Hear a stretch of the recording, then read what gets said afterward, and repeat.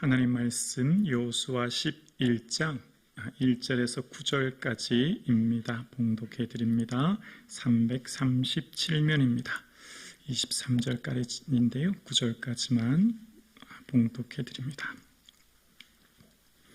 하솔 왕 야빈이 이 소식을 듣고 마돈 왕 요밥과 시므론 왕과 악삽 왕과 및 북쪽 산지와 긴네롯 남쪽 아라바와 평지와 서쪽 돌의 높은 곳에 있는 왕들과 동쪽과 서쪽의 가나안 족속과 아무리 족속과 헷 족속과 브리스 족속과 산지의 여부스 족속과 미스바 땅 헬몬산 아래 휘 족속에게 사람을 보내매 그들이 그 모든 군대를 거느리고 나왔으니 백성이 많아 해변에 수많은 모래 같고 말과 병거도 심히 많았으며 이 왕들이 모두 모여 나와서 이스라엘과 싸우려고 메론 물가에 함께 진쳤더라.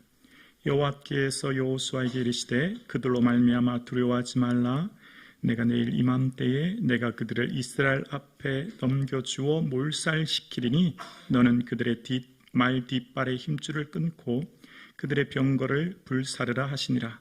이에 여호수아가 모든 군사와 함께 메론 물가로 가서 갑자기 습격할 때에 여호와께서 그들을 이스라엘의 손에 넘겨주셨기 때문에 그들을 격파하고 큰 시돈과 미스르봇과 마임까지 추격하고 동쪽으로는 미스바 골짜기까지 추격하여 한 사람도 남기지 아니하고 쳐 죽이고 함께요 여호수아가 여호와께서 자기에게 명령하신 대로 행하여 그들의 말 뒷발에 힘줄을 끊고 그들의 병거를 불로 살랐더라. 아멘.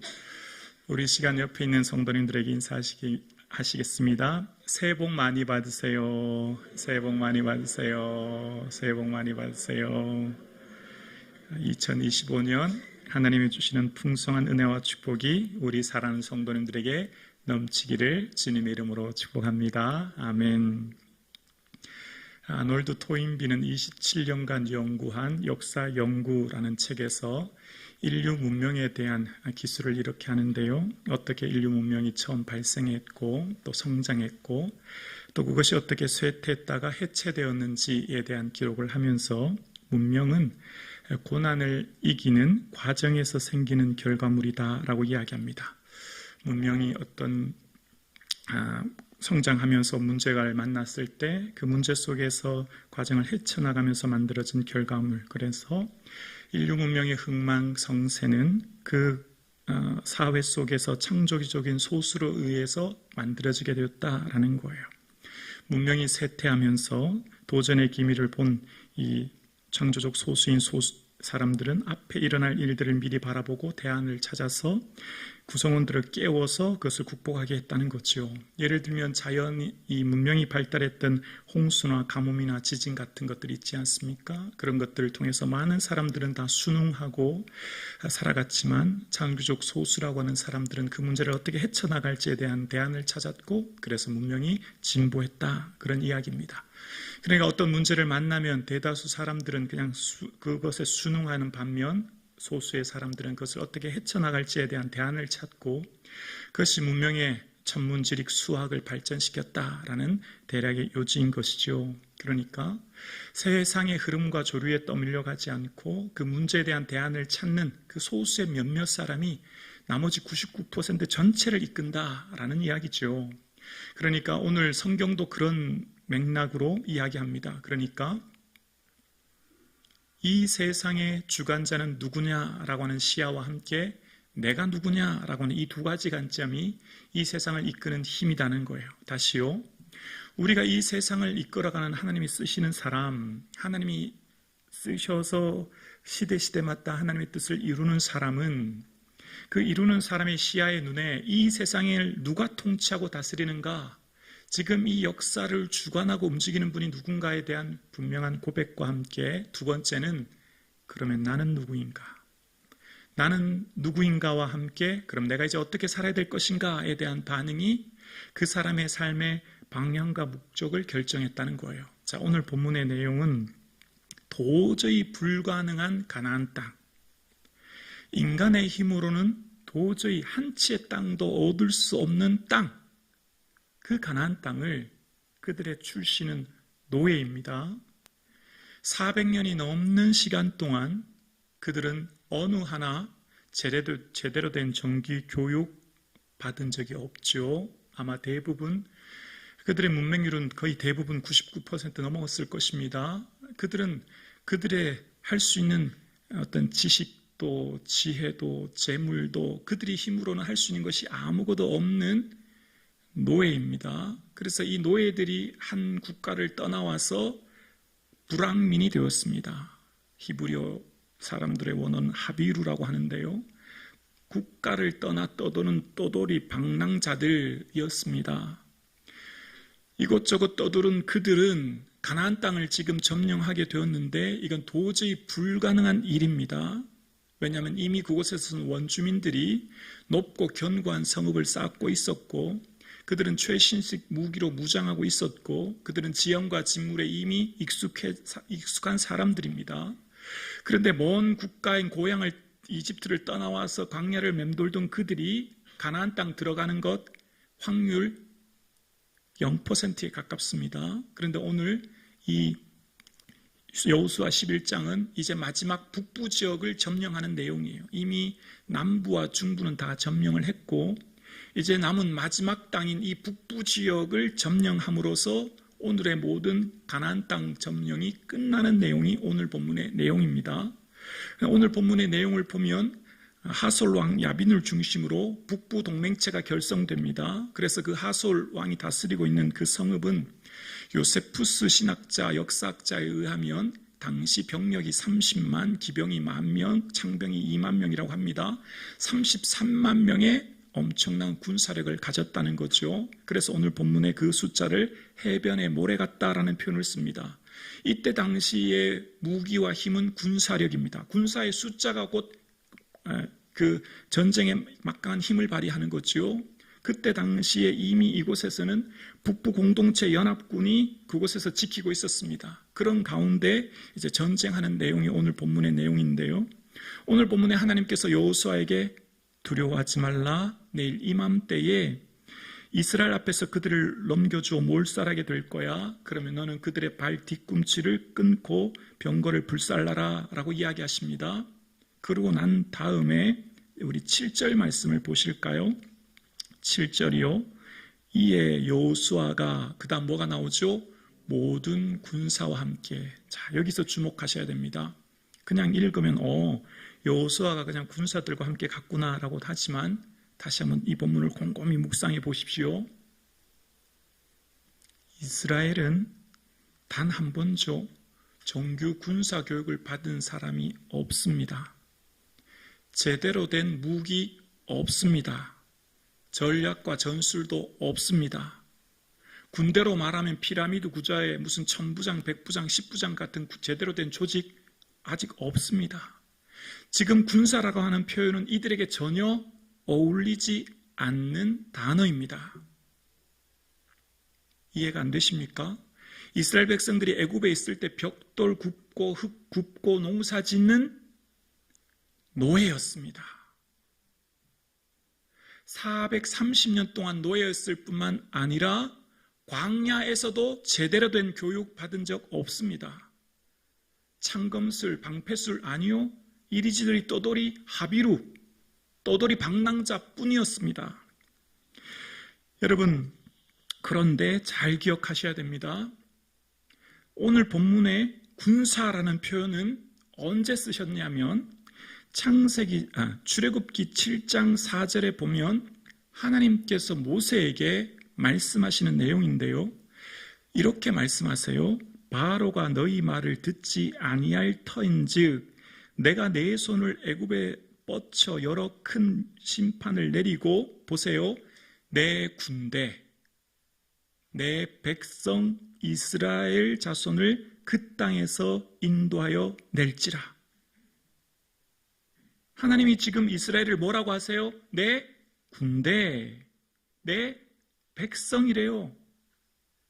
지금 이집트에 있는 이스라엘 백성들은 뭐예요? 노예예요.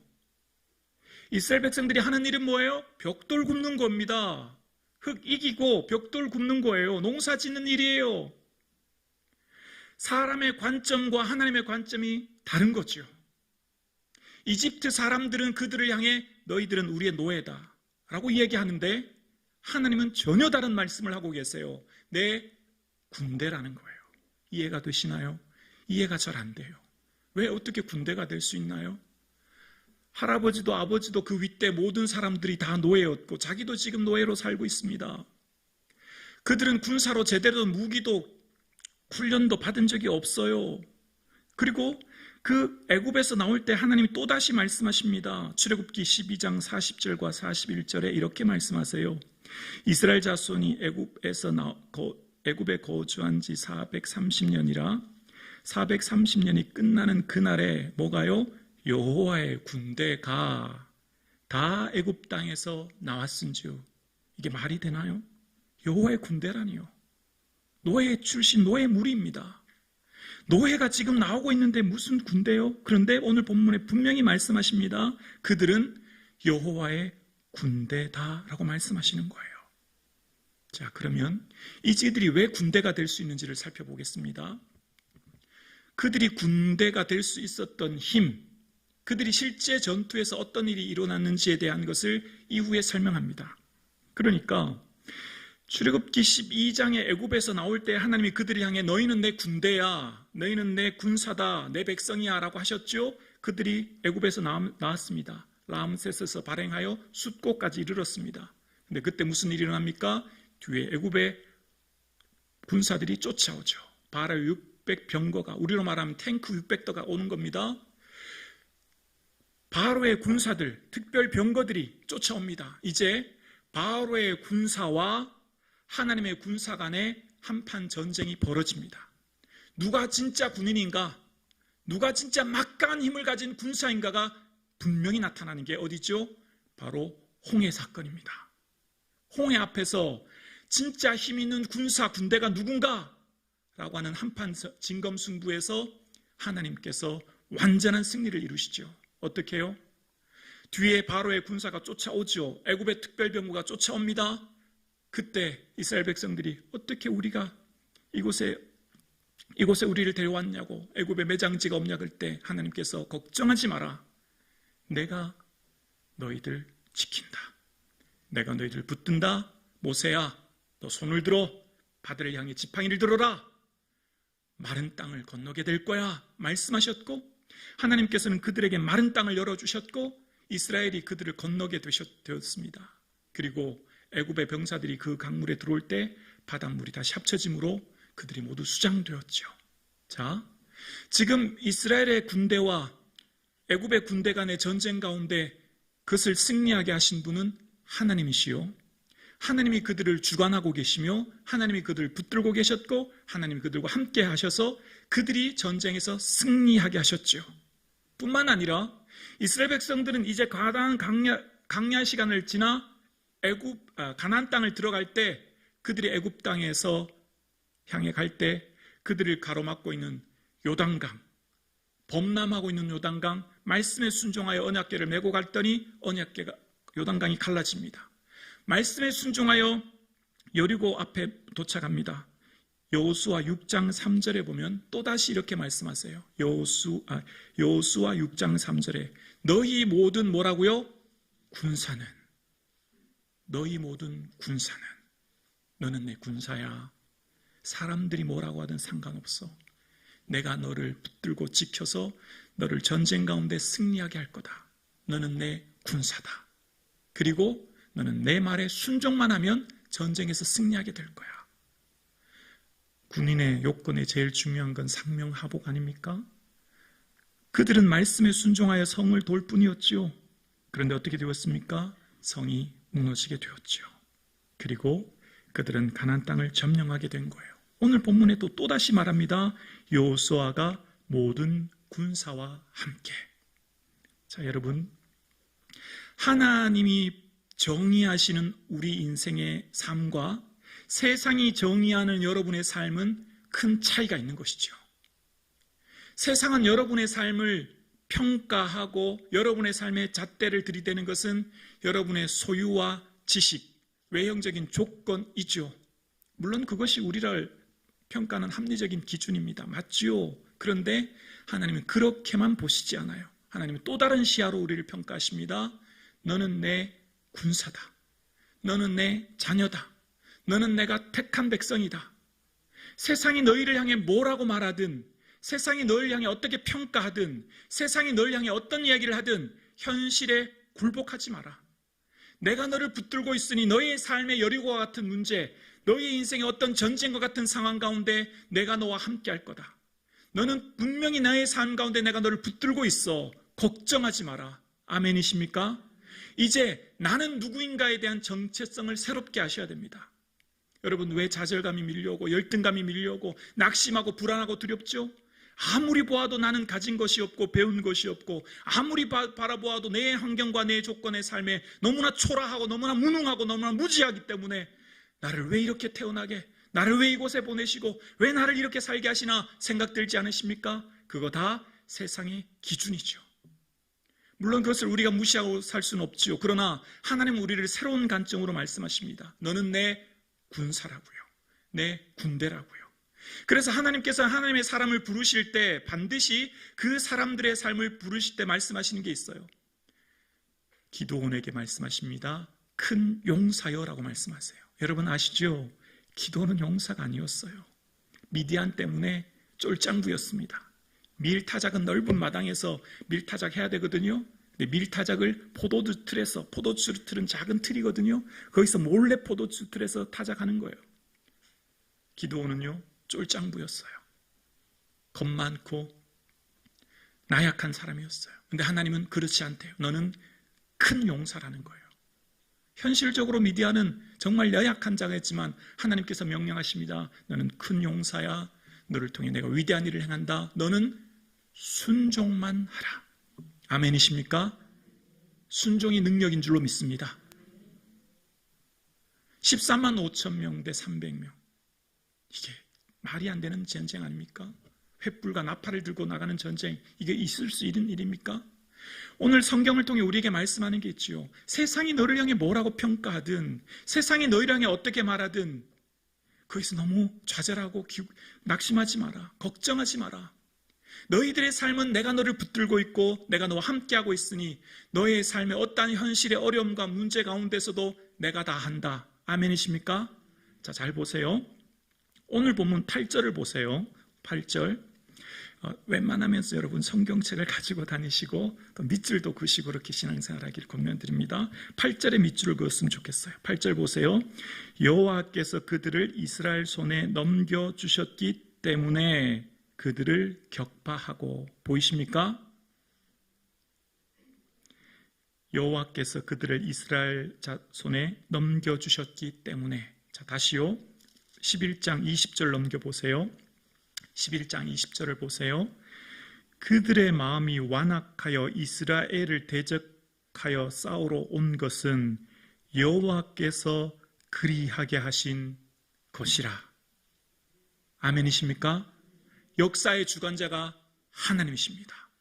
창조주 하나님이 역사를 통치하고 다스리시고 이끌어 가십니다. 이 세상에 우연 없습니다. 어쩌다가 없습니다. 하나님의 정확한 타이밍과 계획 속에 나를 이끌고 계십니다. 그들의 마음이 완악하여 이스라엘을 대적하여 싸우러 온 것, 하솔왕 야빈을 통해 북부 연합군이 준비한 것, 여호와께서 그리하게 하신 것이라. 하나님이 하시고 하나님이 이루시사 그것을 통해 하나님이 어떤 분인지 드러내시는 거예요. 바로의 마음을 완악하게 하신 이유는 하나님이 어떤 분인지 내 영광을 나타내려 함이라 말씀하시는 거예요. 내가 만난 문제, 내가 만난 어려움, 내가 만난 고난, 그것이 무엇이든지 하나님이 어떤 분인지를 경험하는 은혜의 통로가 될 줄로 믿습니다. 순종한 자를 통해, 말씀 붙든 자를 통해 내 인생의 여리고, 내 인생의 요단강, 내 인생의 하솔왕 야빈과 같은 북부 연합군이 해변의 모래와 같은 수많은 민족들이 기다리고 있지만 여호와께서 그리하게 하신 것이라. 왜요? 하나님이 어떤 분인지를 보여주시고 하나님이 어떤 분인지를 경험케 하시고 하나님이 어떤 분인지를 내 눈으로 목도하게 하기 위해서 너는 군사야. 너는 노예가 아니야. 세상이 너를 향해 무슨 말을 하든 좌절하지 마. 낙심하지 마. 여러분, 우리가 인생살이 가운데 왜 마음이 불안하고 우울하고 왜 우리 마음이 고통스러울까요? 사람들이 들리는 말 때문이에요. 제가 부끄러운 고백을 할게요. 저는 2024년을 정말 힘들게 보낸 것 같아요. 보시기는 멀쩡했지만 진짜 힘들었습니다. 왜냐하면 어떤 성도님이 들리는 말이 너무너무 힘들더라고요. 나는 정말 최선을 다해 섬긴다고 했지만 어떻게 이런 말을 하시지? 라는 말 때문에요. 여러분, 누군가 여러분에게 어떤 말을 하면 너무 고통스럽지 않나요? 여러분을 인생을 흔들고 고통스럽게 하고 짓누르게 하고 여러분을 좌절하게 하는 그 말이 여러분 앞에 인생을 정말 포기하고 싶을 정도의 고통스러운 시간을 보내고 있지 않나요? 그 말 너무 신경 쓰지 마세요. 하나님 그렇게 말씀하지 않으세요. 세상은 너희를 노예야. 너희 같은 인생이 뭘 하겠어? 너희가 뭘 배웠니? 너 가진 게 뭐니? 너 이제껏 너 아버지 할아버지 다 노예였잖아. 너 같은 존재가 뭘 하겠어? 여러분, 세상이 여러분을 향해 무슨 말을 하든 너무 개념치 마세요. 어쩌면 사단의 괴략은 그 한마디 말로 여러분의 비수를 꽂아서 여러분을 고통스럽게 하고 여러분을 주저앉히게 하고 여러분을 포기하고 하고 여러분을 낙심하게 하는 것 같아요. 목사를 흔들어야 교회가 흔들리잖아요. 장로님들을 흔들어야 교회가 흔들리잖아요. 아버지를 흔들어야 가정이 흔들리잖아요. 어머니를 무너뜨려야 가정이 넘어지잖아요. 여러분 인생 가운데 사단이 여러분을 흔들고 있다면 여러분은 믿음 가운데 쓰임받는 하나님의 종입니다. 사단은 여러분을 그냥 두지 않을 거예요. 왜요? 하나님 손에 붙들린 믿음의 사람들이기 때문이에요. 2024년 송구영신 예배 나오신 여러분, 여러분의 삶 가운데 누가 여러분에게 뭐라고 하든 그 말에 너무 개념치 마세요. 여러분 하나님의 군사입니다. 오직 너 하나님의 사람아, 이것들을 피하며 하나님의 사람이라고 부르시고 세상의 것들을 피하라고 말씀하십니다. 함께 예배드리시는 성북중앙 가족 여러분, 새해를 어떻게 준비해야 될까요? 이제 내일이면 새해입니다. 내일이면 여러분을 향한 2025년의 새로운 해가 펼쳐집니다. 이제 몇 시간 남지 않았습니다. 여러분의 정체성을 명확하게 하셔야 됩니다. 내가 누구인가에 대한 정체성. 내가 누구입니까? 나는 하나님의 군사예요. 나는 노예가 아니에요. 나는 세상이 말하는 그런 기준과 가치의 제한에 갇혀서 사는 존재가 아니라 하나님께 장중에 붙들림 받은 하나님의 사람이요 하나님의 군사임을 고백할 수 있는 이 저녁 되기를 주의 이름으로 축원합니다. 여호와께서 그리하게 하신 것이라. 하나님이 하시는 거예요. 하나님이 하시는 것을 아는 사람은 어떻게 하죠? 기도하죠. 기도하는 거예요. 하나님이 다 하시니 부와 기가 주의 손에 있으니 죽이기도 하고 살리기도 하신 분은 하나님이시니 낮추기도 하고 높이시기도 하는 분은 하나님이시니 하나님께 기도할 수 있기를 주의 이름으로 축원합니다. 기도밖에 없어요. 기도하셔야 됩니다. 2025년을 어떻게 준비해야 될까요? 주께 엎드리는 한 해 되기를 주의 이름으로 축원합니다. 여러분의 인생 가운데 삶에 지치고 곤고하고 낙심하게 하고 고통스러울 때 주의 앞에 나가 내 마음을 쏟을 수 있기를 주의 이름으로 축원합니다. 여러분의 기도는 10년, 20년, 30년, 40년 지나도 반드시 응답될 줄로 믿습니다. 아멘이십니까? 자, 22절 보세요. 22절. 이스라엘 자손의 땅에는 아낙 사람들이 하나도 남지 아니하였고 가사와 가드와 아스돗에만 남았더라. 23절. 이와 같이 여호수아가 여호와께서 모세에게 말씀하신 대로 그 온 땅을 점령하여 이스라엘 지파의 구분에 따라 기업으로 주매 그 땅에 전쟁이 그쳤더라. 아낙 사람들은 하나도 남지 아니하고. 번뜩 머리에 생각나지 않으세요? 생각나죠? 네피림의 후손 아낙 자손이 있는데 우리가 어떻게 그 가나안 땅 들어갑니까?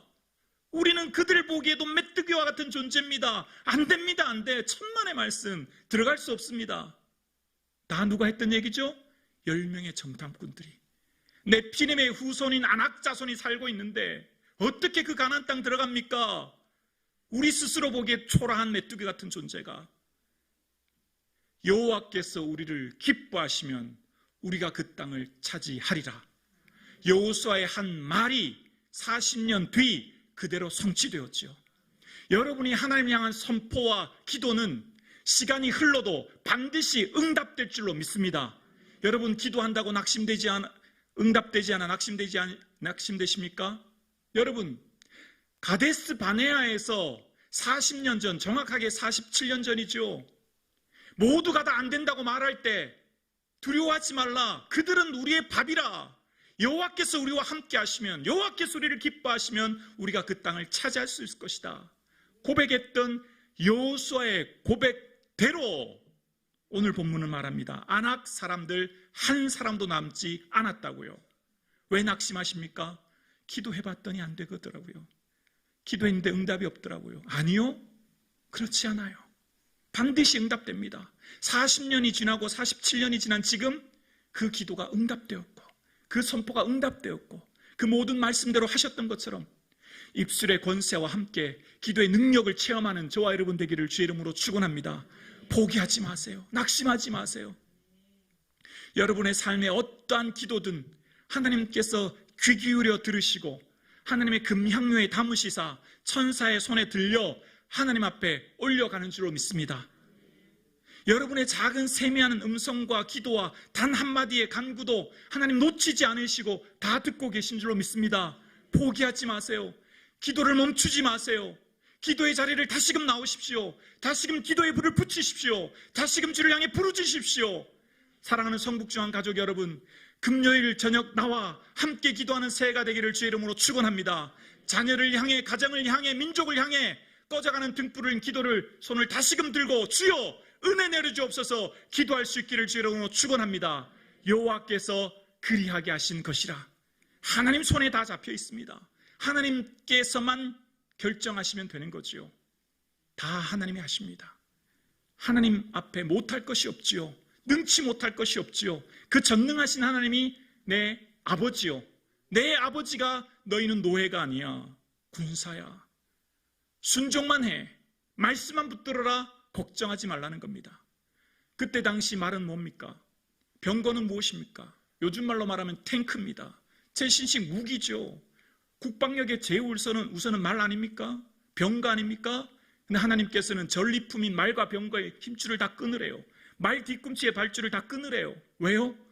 전리품 갖고 있으면 좋잖아요. 말 많고 병거 많으면 국방력 튼튼하고 얼마나 좋아요. 그런데 그 말 뒤꿈치 발 힘줄을 다 끊으래요.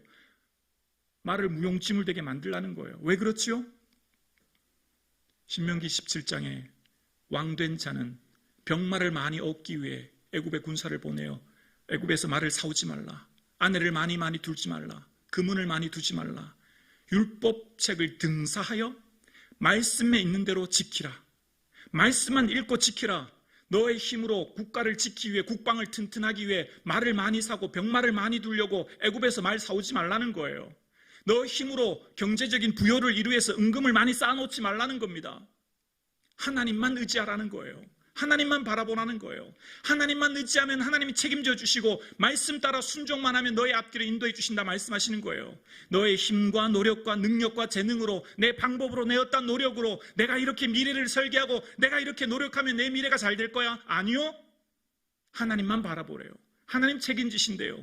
여러분의 미래, 여러분의 삶, 여러분의 자녀, 여러분의 가정 하나님께서 책임져 주실 줄로 믿습니다. 인간적인 재능과 방법과 계략이 아니라, 노력이 아니라 하나님만 의지하도록 말의 힘줄을, 뒤꿈치를 끊으라는 겁니다. 병거를 다 불사르라는 거예요. 하나님만 의지하래요. 여러분, 하나님만 의지하는 2025년 되기를 주의 이름으로 축원합니다. 하나님은 살아계십니다.